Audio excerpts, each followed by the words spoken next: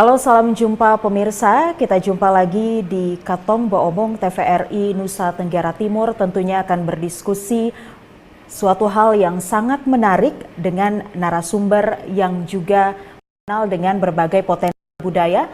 Dan juga saat ini Provinsi Nusa Tenggara Timur salah satu Kabupaten Lembata tengah didorong untuk menjadi kabupaten energi dengan potensi energi terbarukan yang ada. Untuk itu selama 1 jam ke depan kita akan berdiskusi bersama 4 narasumber yang sudah hadir bersama kami via Zoom.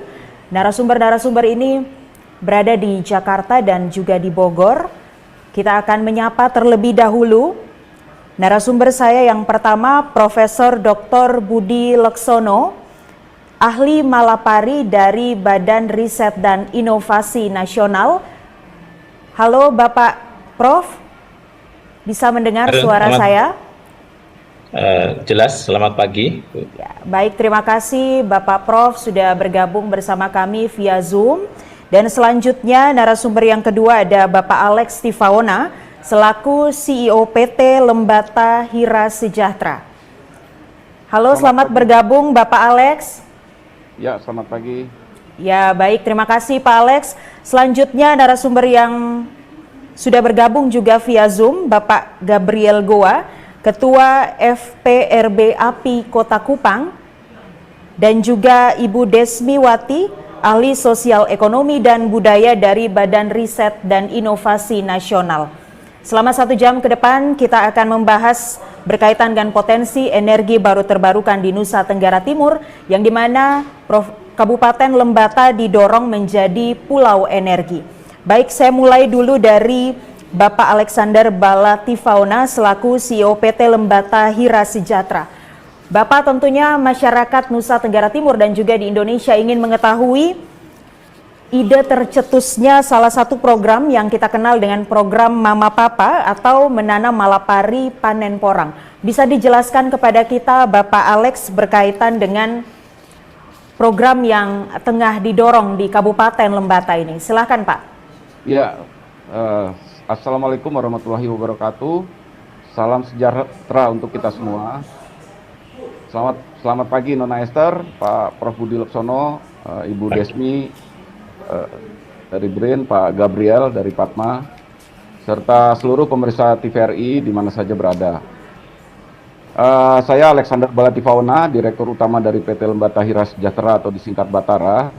Kami bergerak di perbenihan tanaman hutan, ya.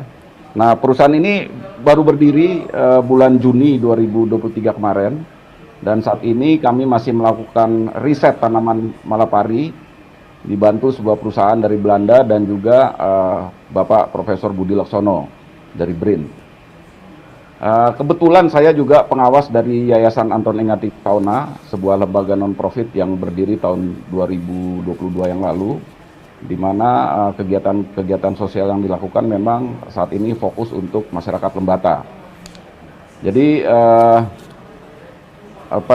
saya senang sekali untuk berdiskusi pagi hari ini bersama Katong Baomong yang mengangkat tema potensi energi baru terbarukan di NTT, Lembata Pulau Energi. Jadi terminologi atau kata Lembata Pulau Energi itu sendiri saya perkenalkan saat mendapat kesempatan berbicara, Bu, pada peresmian Cafe Kolbata di Polres Lembata. Itu hari Rabu malam, tanggal 4 Oktober 2023. Nah, jadi kalau bicara Lembata Pulau Energi ini memang sangat terkait dengan program Mama Papa yang baru saja diluncurkan pada hari Minggu 1 Oktober yang lalu di kantor Kecamatan Wulandoni di Lembata. Nah, program Mama Papa ini sendiri adalah satu program kolaboratif atau kita bisa bilang misi kolaboratif antara kami dari PT Lembata Hira Sejahtera atau Batara, Yayasan Anton Ingati Fauna, Diameter Consulting yang waktu itu dihadiri oleh Ibu Dr. Maria Ratnaningsih, kebetulan hari ini tidak bisa ikut hadir, dan juga dengan Badan Riset dan Inovasi Nasional dari BRIN, waktu itu dihadiri oleh menanam malapari di setiap lahan mereka yang mereka miliki, utamanya untuk lahan tidur, lahan tidak produktif, ya, lahan marginal, termasuk di lahan-lahan kawasan hutan melalui izin perhutanan sosial dan atau hutan produksi. Kenapa menanam? Karena hari ini kita sedang dihadapkan dengan masalah perubahan iklim yang semakin ekstrim. Ya, panas yang kita rasakan sudah semakin menyengat. Bumi sudah perlu tindakan nyata untuk diselamatkan. Nah, salah satu tindakan penyelamatan adalah menanam. Karena dengan menanam kita dapat mengurangi efek gas rumah kaca. Ya, pohon dapat menyerap karbon CO2. Dan lembata juga akan menjadi lebih hijau dan lahan dapat menjadi lebih subur. Nah, sambil menunggu panen malapari yang 4-5 tahun ke depan, kami bantu membeli dan memasarkan komoditas unggulan yang ada di Lembata seperti porang. Jadi program Mama Papa yang artinya menanam malapari panen porang itu adalah satu modal sosial, yaitu gerakan sosial yang menghibau sekaligus ajakan kepada seluruh masyarakat Nusa Tenggara Timur, khususnya Lembata. Itu barangkali yang bisa saya jelaskan terkait dengan program Mama Papa yang kaitannya dengan nanti mungkin Lembata sebagai pulau energi. Begitu. Nah, ya. Ya, baik Bapak Alex, penjelasan latar belakang dari tercetusnya program menanam malapari panen porang yang ada di Kabupaten Lembata. Nah, tentunya masyarakat yang belum begitu tahu tentang program ini ingin mengetahui kenapa tanaman malapari dan kenapa di Lembata, Pak? Mungkin bisa dijelaskan kepada kita. Ya, baik. Jadi mungkin nanti detail mengenai malapari saya minta izin Pak Prof. Budi Lesono mungkin bisa menjelaskan mengenai tanaman ini. Tetapi malapari yang saya dorong ini memang kebetulan adalah tanaman native ya, tanaman endemik yang banyak ditemukan di Lembata. Tahun lalu itu teman-teman dari UPT KPH Lembata sudah melakukan identifikasi. Kurang lebih saat ini ditemukan ada sekitar 400 pohon di seluruh pesisir pantai Lembata. Nah, sehingga tanaman ini sudah cocok dengan alam Lembata. Bahkan juga saya menemukan ada beberapa tanaman yang tumbuh di beberapa dataran tinggi ya, seperti di Desa Puor, kemudian di Desa Imulolong. Nah, sehingga kami melihat bahwa secara alam tanaman ini cocok ya dengan alam Lembata yang demikian ekstrim. Mungkin itu aja yang saya bisa sampaikan. Bapak Prof, ini tentunya tanaman malapari yang sudah dijelaskan oleh Bapak Alex ini mungkin masih sedikit asing untuk masyarakat NTT dan juga Indonesia. Kita ingin mengetahui lebih lanjut berkaitan dengan tanaman malapari, apa sebenarnya potensi yang bisa dihasilkan oleh tanaman malapari ini dan kaitannya dengan energi terbarukan yang saat ini programnya tengah didorong di Kabupaten Lembata yang ada di Provinsi Nusa Tenggara Timur. Silakan Pak Prof. Baik, terima kasih Mbak. Dari Pusris konservasi tumbuhan, kebun raya dan kehutanan di bawah Badan Riset Inovasi Nasional. Posisi saya di Yogyakarta. Saat ini saya mendampingi PT Lembata untuk mengembangkan Pulau Lembata sebagai pulau energi. Jadi sejak krisis energi dunia pada awal tahun 2000 memang dunia sudah mulai mengalihkan energi kepada energi baru terbarukan atau kita kenal dengan EBT. Nah, untuk itu perlu jenis-jenis alternatif untuk menggantikan fosil yang semakin lama semakin berkurang. Salah satu jenis yang potensial untuk kita kembangkan sebagai bahan bakar nabati atau biofuel adalah malapari. Ini jenis asli Indonesia yang tersebar di hampir di seluruh Indonesia, salah satunya di Pulau Lembata.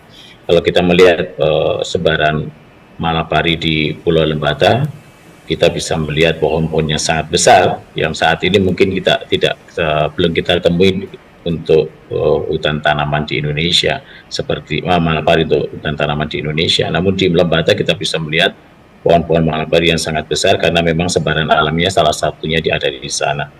Dan kalau kita melihat bahwa areal di Lembata juga banyak beberapa lokasi yang terbuka, ini satu kesempatan untuk mengembangkan malapari ini sebagai salah satu jenis untuk revegetasi karena dia natif di sana sehingga sudah adaptif dengan kondisi lingkungan Lembata.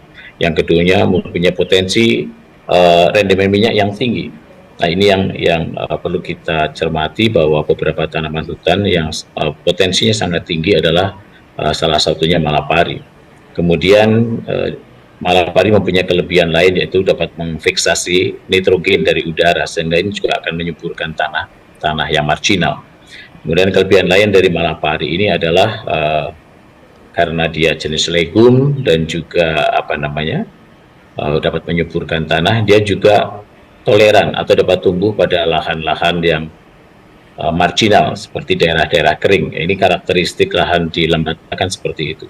Nah, potensi-potensi ini tentu saja akan mengangkat atau membuka peluang bagi masyarakat untuk memanfaatkan malapari untuk berbagai tujuan. Selain tadi disampaikan oleh Pak Alex bahwa salah satu tujuannya adalah untuk mengikat karbon fiksasi, dapat menyediakan oksigen di masa mendatang karena dapat menyerap karbon, dan ini tentu saja merupakan harapan besar untuk menurunkan emisi karbon dunia. Yang Indonesia di dalam dokumen NDC targetnya net zero emission pada tahun 2060. Kemudian bagi masyarakat juga dapat memanfaatkan bijinya sebagai sumber bahan baku energi baru terbarukan, sehingga dengan pengembangan atau penanaman malapari di Lembata, mudah-mudahan ini akan menjadi harapan besar Lembata menjadi daerah atau pulau energi baru terbarukan. Oke, baik Pak Prof, tadi dikatakan bahwa tanaman malapari ini juga kita bisa temui di seluruh wilayah yang ada di Indonesia ya Pak Prof. Dan juga kalau kita tahu juga malapari ini kita bisa temui juga di negara-negara khususnya di Asia Selatan dan Asia Tenggara. Nah, bagaimana kira-kira perbandingan kualitas tanaman malapari yang ada di Lembata dan juga di negara-negara lain? Apakah memang kualitas yang ada di Lembata ini sangat baik kemudian untuk bisa dijadikan sebagai bahan bioenergi yang kemudian bisa untuk mendukung energi baru terbarukan? Ya, malapari salah satu jenis tanaman hutan yang toleran pada lahan kering, dan ini karakteristik wilayah Indonesia bagian timur. Dan malapari tidak toleran pada lahan yang basah atau tergenang. Ini salah satu karakteristik jenis kacang-kacangan Leguminosae. Sehingga pada saat malapari ditujukan juga untuk rehabilitasi lahan, maka ini sangat tepat terutama pada lahan-lahan terdegradasi dan daerah kering seperti di Lembata, karena malapari ini juga natif di Lembata, sehingga sebagai satu indikasi bahwa jenis ini sudah teradaptasi secara alami di Pulau Lembata. Kita bisa lihat di hampir seluruh wilayah Pulau Lembata ini ada tegaan malapari. Artinya bahwa ini sudah terbukti secara alami bahwa jenis ini memang natif dan dapat dikembangkan di Pulau Lembata. Selain pulau-pulau lain yang mempunyai karakteristik lingkungan yang mirip, misalkan di pulau-pulau NTT yang lain, di Papua dan juga di Maluku yang cirinya sama. Selain itu sebetulnya malapari juga tersebar di Pulau Jawa, di Pulau Sumatera dan Kalimantan. Dan kami juga sudah melakukan penelitian untuk malapari di Pulau Jawa, karena salah satu sebenarnya juga ada di Taman Nasional Alas Purwo, Taman Nasional Ujung Kulon, sehingga mempunyai prospek yang sangat bagus untuk dikembangkan sebagai bahan baku energi. Untuk potensi rendemen minyaknya, crude oilnya itu bisa mencapai 30%.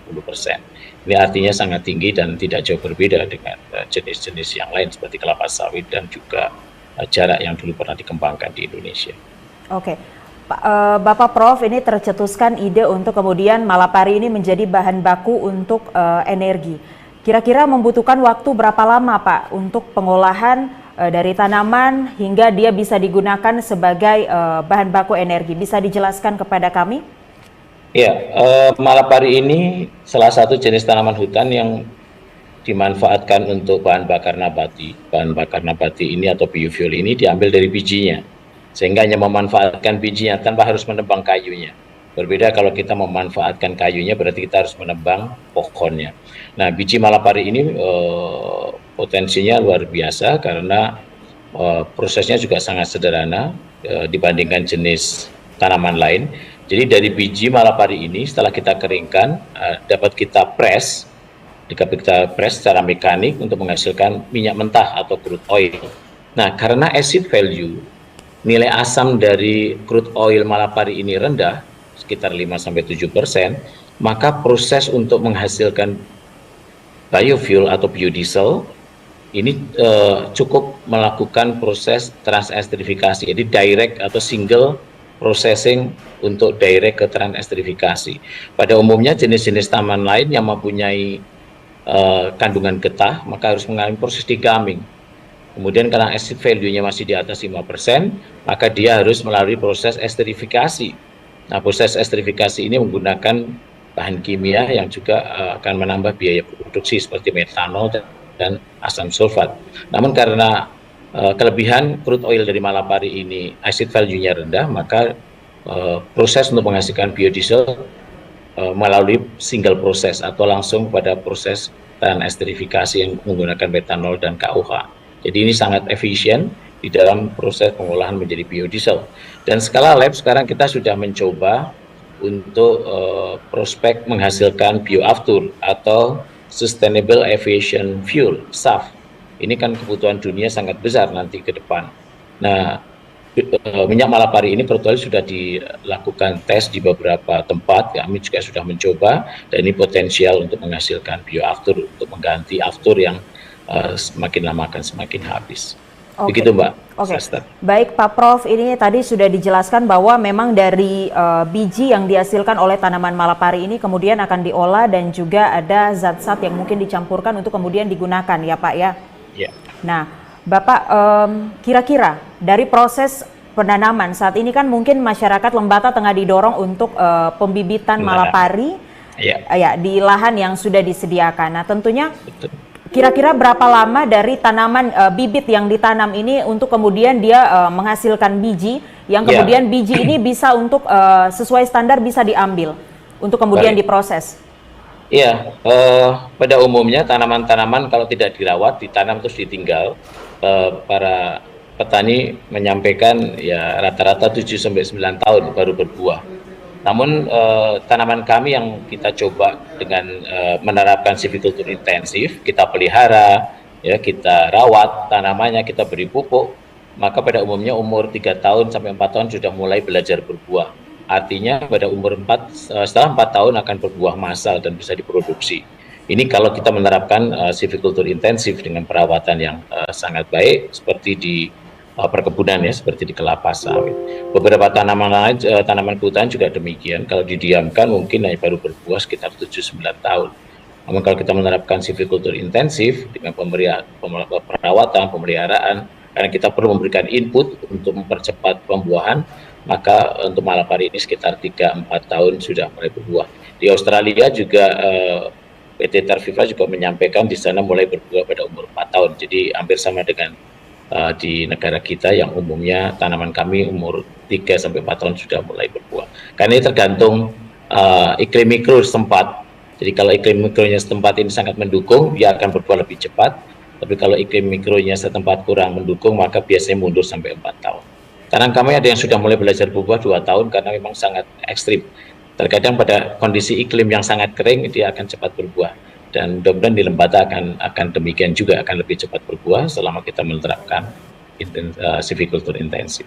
Begitu Mbak Esther. Oke, berarti kurang lebih 4 tahun tanaman Malapari ini sudah bisa menghasilkan biji yang akan diproses ya Bapak ya untuk bahan baku energi. Betul. Oke, ya baik, terima kasih Pak Prof. Saya ingin ke Ibu Desmiwati dari Badan Riset dan Inovasi Nasional juga. Halo Ibu, bisa mendengar suara saya?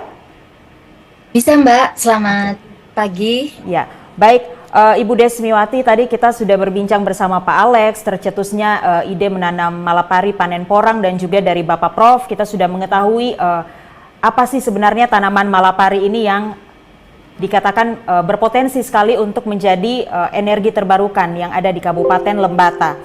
Nah, Ibu Desmiwati, berkaitan dengan penanaman Malapari yang ada di Kabupaten Lembata ini, bagaimana Ibu melihat dari aspek sosial budaya dan juga bagaimana kontribusinya untuk bisa dirasakan oleh masyarakat Lembata, Ibu? Silakan. Baik, terima kasih Mbak Esther. Jadi sebelumnya memang tahun kemarin juga saya berkesempatan mengunjungi Lembata bersama Pak Alex untuk mengetahui informasi awal gitu, untuk mendapatkan informasi awal ada nggak sih pengetahuan awal masyarakat Lembata khususnya mengenai tanaman malapari ini? Jadi saya sempat uh, mengunjungi beberapa desa pinggir pantainya untuk kemudian berkomunikasi dengan masyarakat, dan ternyata tanaman ini memang ya sangat familiar di masyarakat dengan nama lokal Braat, Mbak. Jadi untuk di daerah NTT sebagian besar menyebut tanaman malapari ini sebagai tanaman Braat. Nah, tanaman ini sudah sangat lama dimanfaatkan oleh masyarakat sebagai, karena dia tanamannya besar, nah jadi sebagai peneduh di pinggir-pinggir pantai, kemudian juga sebagai penahan angin, windbreaker begitu, dan terutama dimanfaatkan oleh masyarakat setempat untuk pengobatan. Jadi masyarakat lokal punya pengetahuan untuk memanfaatkan kulit batang tanaman pohon malapari ini jika terkena nelayan, ya khususnya itu terkena racun ikan buntal atau ikan berduri, semacam ikan pari ekornya begitu yang berduri. Nah, jadi kayunya itu, kulit kayunya bisa ditumbuk dan kemudian ditempelkan di luka tersebut, dan itu sangat cepat kering. Kemudian ada juga pemanfaatannya, misalnya seperti yang di Kupang itu untuk perempuan ketika setelah melahirkan itu kulit kayunya juga kemudian bisa diminum untuk pengobatan pasca melahirkan. Nah, jika terkait dengan untuk tanaman energi, memang masyarakat belum mengetahui informasi itu. Tapi kalau familiarnya dengan tanaman malapari atau Braat ini, masyarakat NTT khususnya Pulau Lembata sangat familiar. Nah, untuk menanam malapari ini program yang sedang dibawa oleh PT Batara bersama yayasan sangat menarik sekali. Makanya kemudian kita juga melakukan kolaborasi untuk bagaimana masyarakat punya animo untuk menanam malapari di berbagai lahan. Nah, lahan kawasan hutan yang ada di Lembata ini masih sangat potensial untuk dikembangkan, sehingga kemudian kita mendorong yang namanya perhutanan sosial. Nah, perhutanan sosial di dalam kawasan hutan ini memang ditujukan untuk masyarakat sekitar kawasan yang selama ini sebenarnya sudah bergantung hidup di kawasan hutan tersebut, memanfaatkan hutan, namun terminologinya mungkin masih belum memiliki izin. Nah, dengan perhutanan sosial ini kita mendorong masyarakat untuk mendapatkan akses legal, jadi mendapatkan legalisasi akses lahan kelola di dalam kawasan hutan yang selama ini mereka sudah bergantung hidup di sana. Kemudian ketika sudah mendapatkan akses izin melalui perhutanan sosial, baik itu melalui skema hutan desa maupun skema hutan tanaman rakyat untuk kawasan hutan produksi, hutan desa itu untuk kawasan hutan lindungnya, nanti kita akan mendorong masyarakat menanam malapari. Kemudian di antara tanaman malapari tersebut ada tanaman porang untuk ekonomis skala pendeknya begitu, Mbak. Jadi malapari bisa sebagai investasi untuk 4-5 tahun ke depan, kemudian skala jangka pendeknya adalah tanaman porang. Makanya namanya programnya Mama Papa. Nah, jadi saat ini yang sedang kami dorong adalah bagaimana masyarakat memperoleh akses legal terlebih dahulu untuk bisa menanam di dalam perizinan yang akan mereka dapatkan melalui perhutanan sosial. Begitu mungkin, Mbak. Oke. Baik, Ibu Desmiwati, ini tadi sudah dijelaskan bahwa untuk bisa kemudian masyarakat menanam dalam suatu kawasan ini dibutuhkan izin dulu ya, perhutanan sosial. Nah, sejauh ini proses perizinannya sudah sejauh apa, Bu? Oke, kalau kita bekerja sama dengan KPH ya, dengan KPH Lembata sudah mengidentifikasi masyarakat yang mengelola di dalam kawasan. Untuk tahap pertama ini sebagai pilot projectnya kita akan mendorong satu desa dulu di kawasan lereng Gunung Labelekan, Desa Imulolong di Kecamatan Wulandoni, Mbak Esther. Jadi bersama KPH untuk awalan sebagai pilot project kita akan mendorong di Desa Imulolong. Oke. Jadi sudah ada identifikasi petani penggarapnya, kemudian kita juga sudah melakukan sosialisasi di masyarakat. Sudah beberapa kali kita melakukan sosialisasi sehingga antusias masyarakat untuk segera mendapatkan akses legal sangat besar. Kita harus segera berjalan cepat juga untuk mempercepat proses ini. Harapannya di akhir tahun izin sudah kita dapatkan dari Kementerian Lingkungan Hidup dan Kehutanan. Oke, baik, terima kasih Ibu Desmiwati. Saya beralih ke Bapak Gabriel Goa, Ketua FPRB API Kota Kupang. Bapak bisa mendengar suara saya ya Pak? Halo Pak Gabriel Goa? Halo, Ya bisa. Mbak Esther. Ya, suara saya jelas ya sangat Pak? Oke, baik. jelas. Bapak kalau tadi kita sudah mendengarkan paparan dari Bapak Alex, dari Prof Budi, dari Ibu Desmiwati juga berkaitan dengan Malapari, Lembata didorong sebagai pulau energi dan juga adanya mendorong untuk penggunaan energi baru terbarukan dan potensinya ada di Kabupaten Lembata. Nah, pandangan dari API Kota Kupang sendiri seperti apa Pak? Silakan. Ya, saya Gabriel dari Lembaga Patwa Indonesia yang selama ini Mbak Esther kami mendampingi masyarakat di lingkar hutan mulai dari Aceh sampai Papua, dan salah satu di NTT ini adalah kami mendampingi berkaitan dengan migrasi keluar karena lahan tandus dan kering.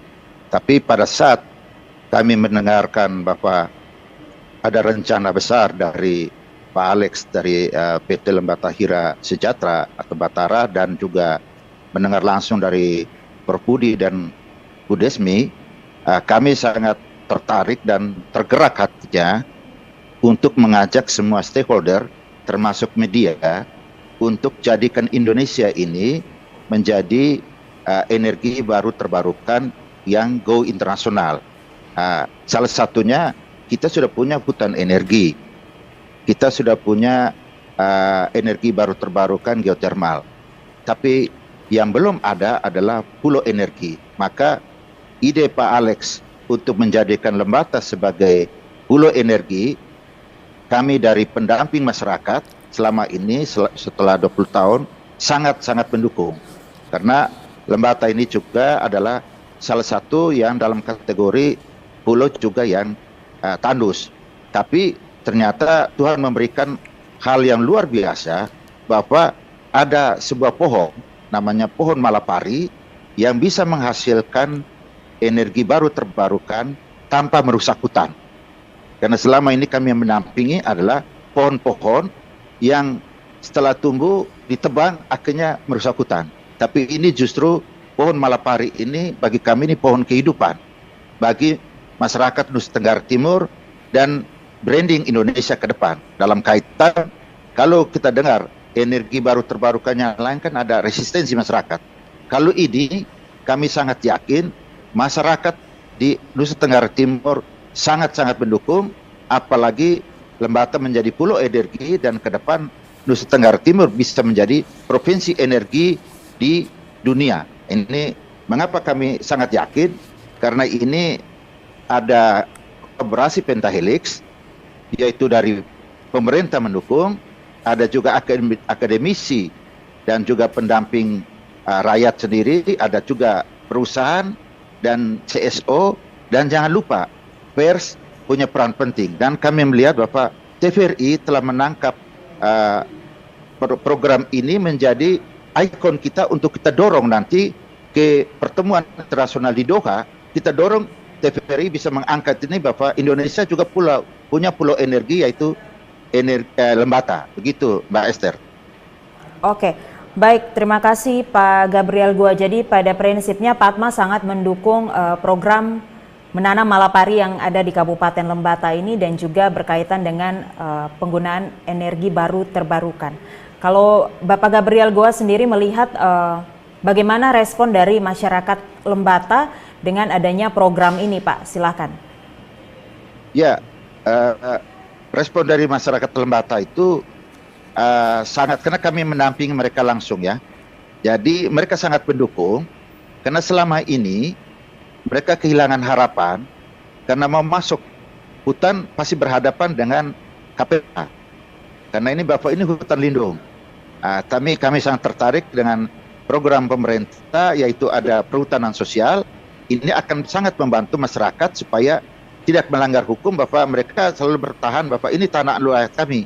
Tapi ini hutan lindung bagaimana? Ini ada pintu masuk melalui program Mama Papa ini. Jadi terobosan dari Pak Alex melalui program menanam malapari panen porang itu sangat membantu masyarakat dan masyarakat sangat antusias. Dan dampingan kami ini rata-rata mereka yang sudah pulang dari Malaysia di negeri jiran yang mau mengais kehidupan lebih baik di sana ternyata tidak bagus juga, malah pulang peti mati. Tapi justru di Lembata ini sangat menjanjikan karena melalui program Mama Papa akan sangat membantu mereka untuk tidak keluar.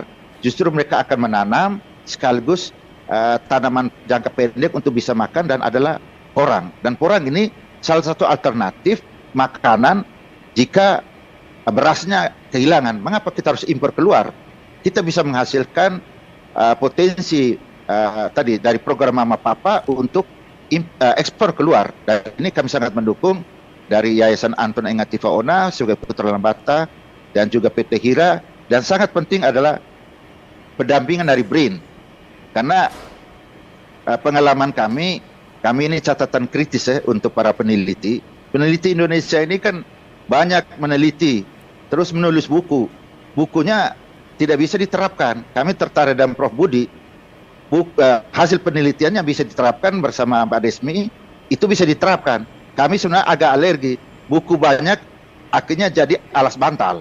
Bukan digunakan untuk kepentingan masyarakat sendiri. Maka kita rebut selain Lembata menjadi pulau energi, tapi juga ada menghasilkan pembibitan yang unggul dari sana, sekaligus dia menjadi pulau riset malapari di Indonesia bahkan di dunia. Begitu kami mendukung Mbak Esther, apalagi NTT ini selalu yang buruk-buruk saja. Maka ke depan NTT ke depan menjadi yang lebih bagus dengan energi baru terbarukan. Oke, baik Pak Gabriel, jadi pada prinsipnya masyarakat Lembata mendukung program Mama Papa yang ada di Lembata ini ya Pak ya? Baik. Ya, satu hal Mbak Esther, ya, sebelum silakan, Pak. saya adalah begini, supaya tidak wacana saja, maka Presiden Republik Indonesia, tapi mulai dari Lembata, penjabat Bupati Lembata harus segera mengeluarkan sebuah surat keputusan untuk menjadikan Pulau Lembata ini sebagai pulau energi. Kita masuk ke penjabat Gubernur NTT, bisa menjadikan NTT juga menjadi provinsi energi. Dan untuk Presiden, saya kira juga bisa mengeluarkan perpres supaya ini membangkitkan masyarakat supaya ada alas hukum untuk mereka bergerak dan mulai mendukung program Mama Papa yang sudah dicanangkan di Lembata. Oke. Baik, terima kasih Pak Gabriel. Saya beralih ke Bapak Alexander Bala Tifaona selaku CEO PT Lembata Hira Sejahtera atau PT Batara. Pak, ini tadi kita sudah mendengar berbagai sudut pandang dari Badan Riset dan Inovasi Nasional, dari juga dari Padma, pandangannya berkaitan dengan program yang dicetuskan oleh PT Batara ini. Sudah disampaikan Bu Desmi, kawasan hutan sedang berproses. Kebetulan kami juga ikut komunikasi Bu, karena pemanfaatan lahan yang kami utamakan adalah kawasan-kawasan hutan. Sementara ini memang kami berkomunikasi dengan Dinas KLH UPT KPH Lembata ya Pak Linus Lawe. Jadi prosesnya sedang berjalan. Nah, memang sudah ada arahan ya yang kami terima dari teman-teman dinas provinsi maupun dari Kabupaten Lembata untuk segera membuat semacam MOU Bu antara PT Batara dengan Pemprov maupun dengan Kabupaten. Inti daripada MOU tersebut sebetulnya adalah kita mau sama-sama melakukan konservasi terhadap tanaman malapari ini. Jadi dengan melakukan konservasi ini yang tadi disampaikan Prof. Budi, adalah bagaimana kita nanti bisa mengetahui ya. Pertama adalah kita menyelamatkan dulu ya, karena tanaman ini punya manfaat ya untuk NTT paling tidak, karena banyak lahan-lahan yang marginal di situ dan tanaman ini cocok. Yang kedua, kita bisa mulai coba menanam di lahan-lahan yang ada ya, khususnya lahan-lahan marginal tadi. Itu barangkali yang bisa menjawab Mbak Esther. Jadi memang beberapa proses perizinan maupun keinginan dari Pemprov juga dan kabupaten sedang kami tindak lanjuti. Demikian. Oke, baik, terima kasih Pak Alex. Jadi saat ini kita tengah menunggu tindak lanjut dari MOU yang tengah disepakati dengan pemerintah daerah ya Pak ya? Ya. Oke, betul. Baik. Ya. Saya ingin beralih ke Bapak Prof. Budi Laksono. Bapak, mungkin bisa dijelaskan kepada kita, tentunya memang Malapari sudah dijelaskan bahwa memiliki potensi yang sangat luar biasa, dan juga ini berkaitan tadi kalau dibilang bahwa tumbuhan ini tidak ditebang ya, jadi tidak merusak hutan. Kemudian yang dihasilkan bijinya yang diambil untuk diolah menjadi bahan baku energi. Nah, tentunya proses panjang yang dilalui ini bagaimana dengan penanganan limbah yang dihasilkan dari proses ekstraksi biji yang dihasilkan oleh Malapari ini Pak? Silakan. Ya, makasih Mbak Esther. Ya, ini sebetulnya tadi mau saya sampaikan, malah ditanyakan, jadi kebetulan melengkapi itu. Jadi pada saat kita memang bicara masalah pengembangan pada level industri, maka kita juga harus menyelesaikan masalah limbahnya.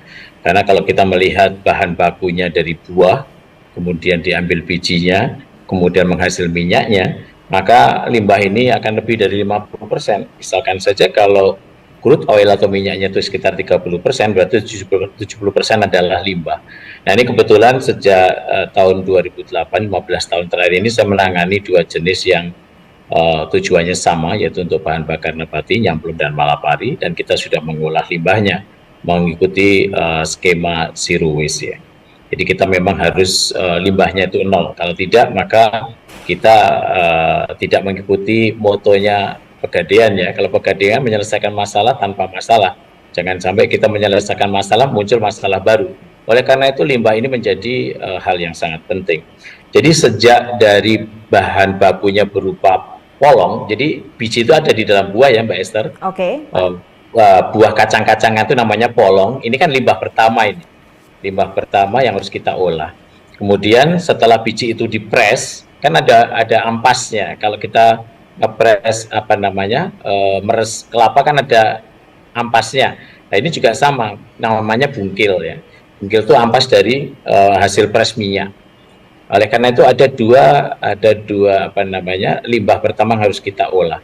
Dan yang ketiga nanti terakhir akan menghasilkan limbah cair. Jadi dari proses transesterifikasi ini akan menghasilkan gliserol, limbah cair.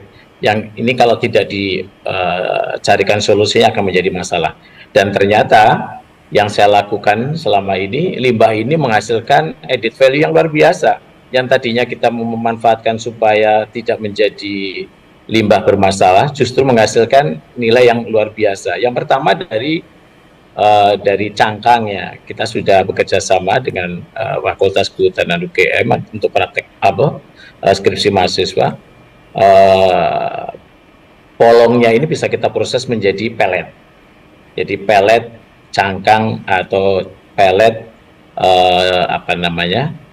polong dari Malapari. Ini kan menjadi energi juga, untuk bahan baku energi juga pelet. Kita hancurkan, kemudian kita press. Kemudian apabila kita akan memanfaatkan untuk briket, maka polong ini bisa kita arangkan, asapnya kita tampung. Asapnya ini akan menghasilkan asap cair yang pH-nya asam, sangat rendah, dan ini bisa kita manfaatkan untuk pengawet kayu, pengawet ikan. Kemudian kalau kita naikkan pH-nya bisa untuk bioinsektisida dan biofungisida. Ini luar biasa, ini sudah banyak dicoba dan harganya bisa sangat menguntungkan, Rp20.000 per liter. Kemudian dari bungkilnya tadi, Malapari ini sedikit bijinya ada kandungan HCN tapi rendah, sehingga bisa kita proses untuk dinetralisir. Beda dengan nyamplung tanpa toksik ya. Kalau malapari ini ada HCN, tapi dengan perebusan saja sudah hilang. Sehingga bungkil ini karena mengandung protein yang sangat tinggi, protein kasarnya cukup tinggi, maka dia bisa dimanfaatkan untuk pakan ternak. Ini hal yang sama saya lakukan untuk nyamplung ini, bahkan dari pemanfaatan bungkil untuk pakan ternak ini saya mendapatkan 2 penghargaan dari Pertamina Foundation tahun 2015 dan juga mendapatkan penghargaan Pertamina Award 2014 dari pemanfaatan bungkil saja, karena dia mempunyai protein kasar yang tinggi dan dapat dimanfaatkan untuk pakan ternak, bisa untuk pengembangan ternak. Dan yang terakhir tadi gliserol, asap karena ini menggunakan direct proses atau single proses melalui transesterifikasi, maka limbahnya adalah gliserol. Nah, gliserol ini adalah bahan baku sabun. Ya, bahan baku sabun karena dicampur dengan NaOH saja akan menjadi sabun, dan sabun dari tanaman ini kan harganya cukup mahal ya, seperti kutus-kutus juga menghasilkan sabun tanami itu dari gliserol yang nyamplung harganya 85.000 atau 55.000 ya, padahal Leboi hanya 2.500 karena itu biasanya untuk spa. Kelebihannya adalah mengandung kandungan kumarin yang tinggi untuk kesehatan, untuk anti aging ya, untuk mempercepat proses penggantian kulit, sehingga ini banyak dijual di hotel-hotel dan banyak orang pesan karena untuk mempercantik diri. Nah, satu lagi Mbak Esther yang menarik adalah minyak malapari. Nah, ini bisa kita proses untuk obat-obatan, tadi sudah disinggung Mbak Desmi, memang betul untuk obat-obatan karena kandungan kumarin yang sangat tinggi, kemudian juga untuk kosmetik karena dia mengandung anti aging, untuk luka-luka tadi yang disampaikan Mbak Desmi dari kulitnya, karena memang di bijinya juga ada kandungan anti inflamasi. Dan yang bagus lagi untuk yang jerawatan itu juga mengandung anti akne. Jadi ini sudah mulai diproses untuk kosmetik. Jadi alternatif lain selain untuk energi juga bisa dimanfaatkan untuk obat-obatan dan kosmetik, dan bahkan di beberapa referensi bisa untuk anti cancer, tapi memerlukan proses yang cukup lama. Tapi yang sudah kami produksi, saya juga memproduksi untuk kosmetik untuk supaya bisa mengobati luka luar, dan bahkan kata teman-teman, oh ternyata ini pipi saya bisa mengkilap Pak Budi, glowing, lalat bisa licin, terjatuh, terpeleset katanya, karena mengandung kumarin yang sangat tinggi. Jadi limbah ini sudah kita berikan solusinya, karena pada saat akan diangkat pada level industri, maka kita harus berpikir juga untuk limbahnya. Satu lagi yang terkait dengan isu global saat ini. Jadi pada saat kita akan mengembangkan energi ke depan, sekarang sudah mulai berkembang ada isu pangan, isu lingkungan. Oleh karena itu, malapari ini sangat mendukung program non-edible oil, karena dia tidak bertarik kepentingan dengan kepentingan pangan dan juga masalah lingkungan, karena apalagi di Lembata yang notabene adalah jenis natif, jenis asli di sana. Kita tidak perlu memberikan suplai energi yang banyak, input energi yang banyak, karena dia dari jenis leguminose. Dia bisa mengikat N dari udara, jadi tidak perlu pupuk N lagi. Cukup kita pacu dengan pupuk fosfat dan kalium untuk mempercepat pertumbuhan dan juga untuk pembungaan dan pembuahannya. Jadi banyak kelebihan yang kita kembangkan karena jenis natif, keduanya jenis kacang-kacangan atau legum, dan dapat menyuburkan tanah. Dan jangka panjang seperti programnya Mama Papa ini adalah bahwa malapari ini termasuk evergreen, sehingga dengan tidak menebang pohonnya, kita hanya mengambil buahnya saja, maka jangka panjang akan memberikan solusi berkontribusi di dalam menurunkan emisi karbon. Di dalam dokumen Enhance NDC kita 2030 kita ingin menurunkan emisi karbon sampai 41%. Artinya bahwa kita perlu menanam saat ini. Dan pada 2060 kita mengikuti program global untuk menunjang program net zero emission. Artinya bahwa kita juga harus mulai menanam untuk mendukung program dunia saat ini, komitmen kita terhadap dunia, dan bahkan dunia mentargetkan net zero emission pada 2050.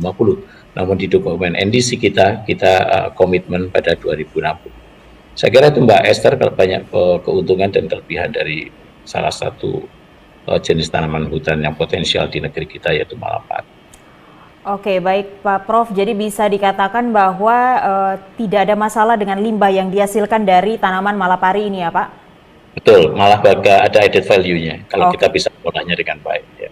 Oke, baik. Terima kasih Pak Prof. Saya beralih ke Ibu Desmiwati, Ibu.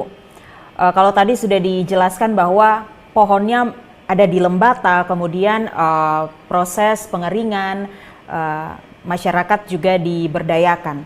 Nah, untuk mendorong sampai pada level industri ini, kira-kira nantinya minyak yang dihasilkan dari proses ekstraksi ini apakah akan dikirim langsung keluar lembata atau mungkin prosesnya tadi yang dijelaskan oleh Pak Prof Budi tadi, proses pencampuran dengan zat-zat lain sebagainya untuk kemudian bisa digunakan sebagai bahan baku energi ini juga akan difokuskan di lembata sehingga bisa menyerap, membuka lapangan pekerjaan dan juga bisa membantu perekonomian dari masyarakat lembata.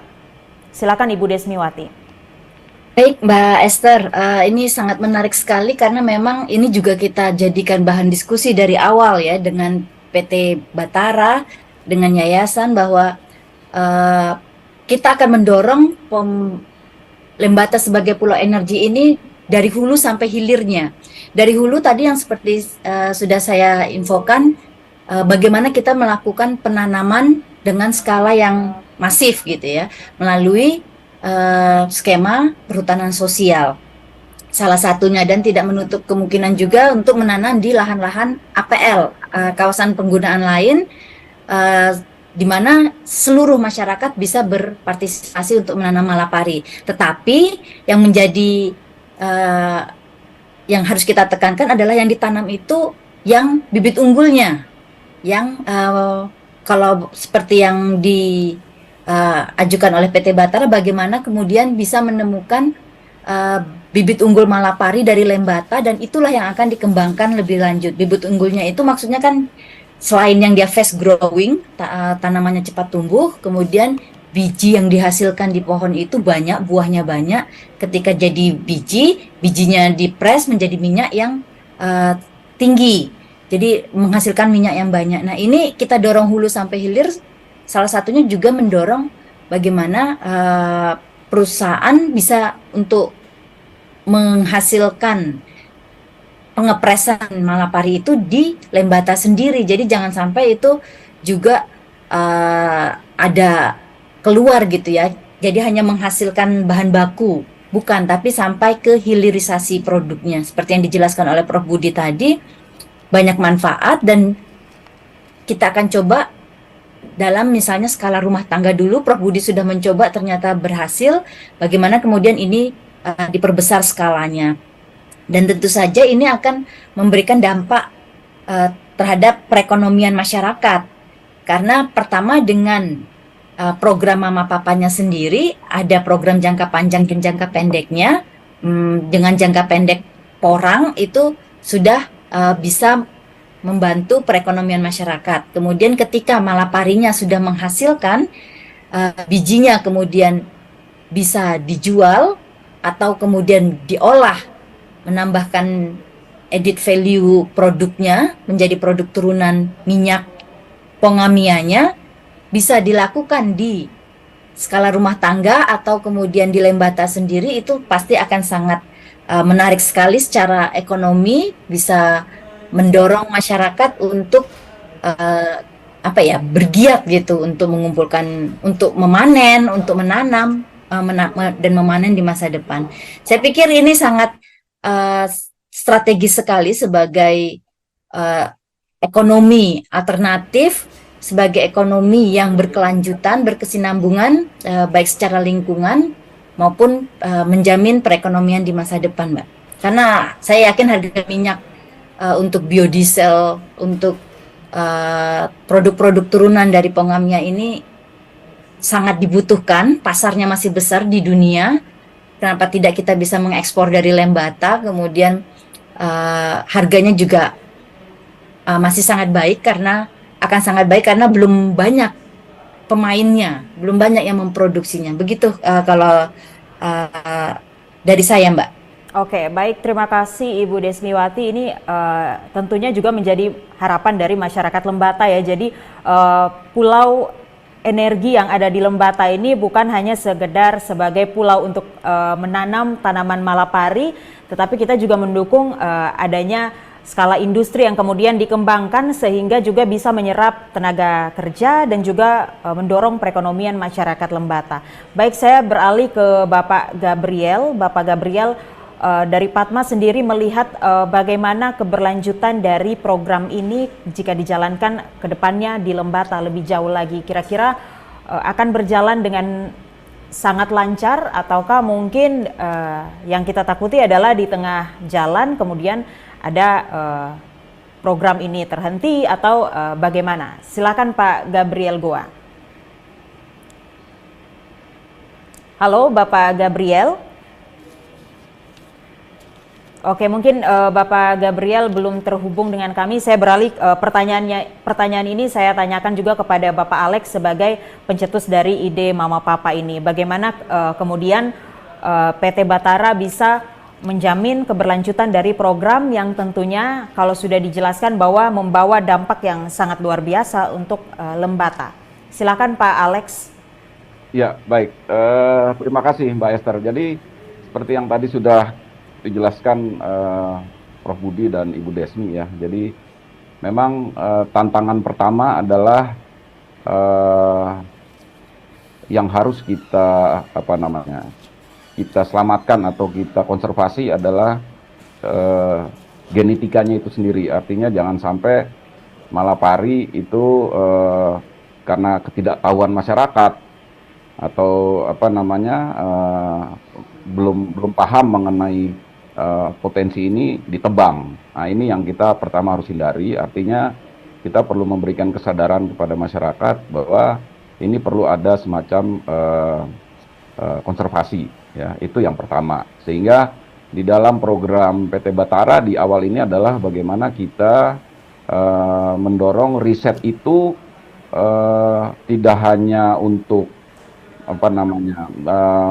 mengidentifikasi pohon yang ada, tetapi juga sekaligus kita mau mengumpulkan biji yang ada untuk kita teliti. Seperti yang tadi Bu Desmi sampaikan bahwa harapan kita adalah paling tidak Lembata itu akan punya semacam bibit unggulnya, ya. Nah, dari bibit unggul inilah yang nanti kita akan coba bagikan kepada masyarakat untuk ditanam di lahan-lahan yang mereka miliki. Nah, itu yang pertama. Lalu yang kedua mengenai lahan itu sendiri, persediaan lahan ya. Jadi tadi Bu Desmi juga sudah sampaikan bahwa memang lahan-lahan yang ada ini selain lahan kawasan hutan itu juga ada beberapa lahan masyarakat seperti APL ya. Nah, itu kita akan coba dorong juga untuk ditanam.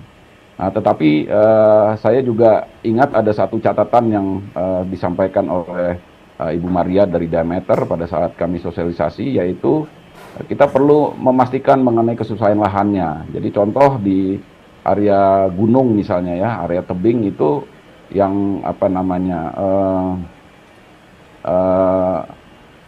humusnya terlalu tipis, mungkin jangan ditanami dengan porang gitu. Jadi kita hanya tanami malapari di sana. Jadi untuk porangnya mungkin kita cari lahan-lahan yang relatif flat, ya, kemudian humusnya cukup tinggi sehingga tidak merusak daripada unsur hara dari tanaman. Jadi ini faktor yang kedua. Jadi tadi bibit kita perlu amankan, kedua adalah lahan.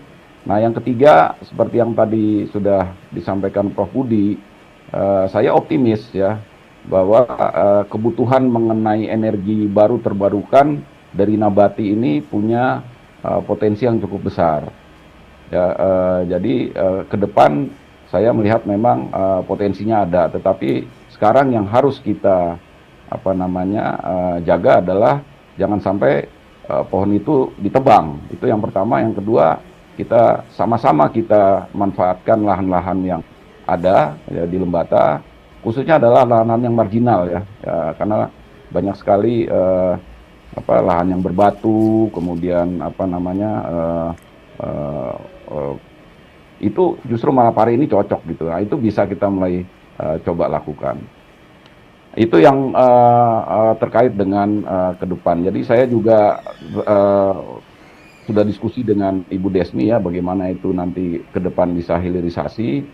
Memang di dalam 4-5 tahun ini kita masih fokus di riset sambil kita mulai coba mengembangkan kegiatan-kegiatan hilirisasinya ya, termasuk tadi kan Ibu Desmi sampaikan kalau ini bisa dilakukan di tingkat rumah tangga itu tentu sangat ideal. Jadi kalau sekarang ini ada program-program hilirisasi ya mimpinya juga sama Bu. Jadi dengan Malapari ini hilirisasinya itu sudah sampai di tingkat rumah tangga gitu.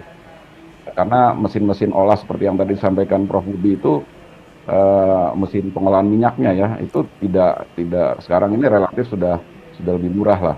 Artinya mudah untuk dijangkau masyarakat. Nah ini ke depan yang saya lihat bisa kembangkan. Oke. Itu ya. Baik, terima kasih Bapak Alex. Ini satu pertanyaan terakhir untuk Bapak Prof. Budi. Kalau tadi mungkin sudah dijelaskan bagaimana proses untuk bisa menghasilkan minyak produk turunan dari Malapari ini.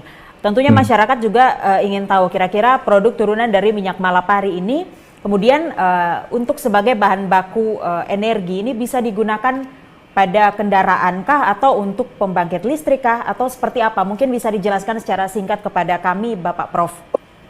Ya, kalau produk turunan dari crude oil, kan minyak mentah setelah diperas menghasilkan crude oil. Nah, dari crude oil ini kita bisa proses menjadi biokerosin, bisa menjadi biodiesel, atau menjadi bioaftur. Nah, ini prosesnya berbeda-beda. Jadi ada 3 produk turunan dari crude oil Malapari. Ini tergantung pasarnya nanti seperti apa. Dan nanti mungkin PT Batara akan mengidentifikasi pasarnya, marketnya seperti apa. Saat ini pasar terbesar adalah biodiesel dan bioaftur. Kebetulan kami juga mempunyai kerjasama dengan mitra dari luar negeri maupun dalam negeri yang akan mengembangkan itu. Selain biodiesel ini kan tidak hanya untuk kendaraan, juga bisa untuk industri. Jadi kita produk turunannya adalah BBN-nya, namun pemanfaatan bisa untuk berbagai jenis produk akhir yang bisa menggunakan produk turunan ini. Misalkan biodiesel bisa digunakan untuk kendaraan maupun untuk industri, dan kita ini sudah dicoba kalau untuk Malapari maupun Nyamplung ini dengan B100 pun tidak masalah seperti kelapa sawit. Tapi kalau bioetanol kan memang ada keterbatasan kendaraan itu karena nilai oktannya yang tinggi. Tapi kalau untuk biodiesel kita hanya melihat persyaratannya dari 18 karakter di SNI biodiesel. Kemudian untuk bioaftur ini masih dalam skala lab, tapi Malapari ini sangat potensial untuk itu. Dan kita tahu ke depan kebutuhan bioaftur dunia sangat tinggi, hampir 450 miliar ton per tahun. Ya. Oke, baik, terima kasih penjelasannya Bapak Prof. Budi Laksono. Jadi memang produk turunan dari minyak Malapari ini bisa digunakan untuk berbagai kendaraan dan juga untuk proses industri ya Pak ya. Baik, tidak terasa kita sudah berada di penghujung acara, kurang lebih 1 jam kita sudah berdiskusi bersama. Saya ucapkan terima kasih untuk Bapak Prof. Dr. Budi Laksono, ahli Malapari dari Badan Riset dan Inovasi Nasional. Untuk Bapak Alex Tifaona selaku CEO PT Lembata Hira Sejahtera, Bapak Gabriel Goa, Ketua FPRB API Kota Kupang, dan juga Ibu Desmiwati, ahli sosial ekonomi dan budaya dari Badan Riset dan Inovasi Nasional. Tentunya kita berharap segala program yang tengah dijalankan di Lembata untuk mendukung Pulau Lembata menjadi pulau energi dalam penggunaan energi baru terbarukan ini tidak hanya sekedar untuk menghasilkan produk energi saja, tetapi juga bisa membawa manfaat yang luar biasa untuk masyarakat Lembata dan juga bisa mendukung perekonomian Lembata dan yang akan tentunya berkontribusi juga pada Provinsi Nusa Tenggara Timur. Terima kasih saya ucapkan untuk waktunya sudah bergabung bersama kami via Zoom. Ya, saya Esther Siubelan mewakili seluruh kerabat kerja yang bertugas pamit undur diri. Terima kasih, salam sehat dan juga sukses untuk berbagai program yang tengah dijalankan. Terima kasih. Terima kasih. Terima kasih Mbak Esther, terima kasih. Semangat. NTT. Selamat dari bulan. Selamat.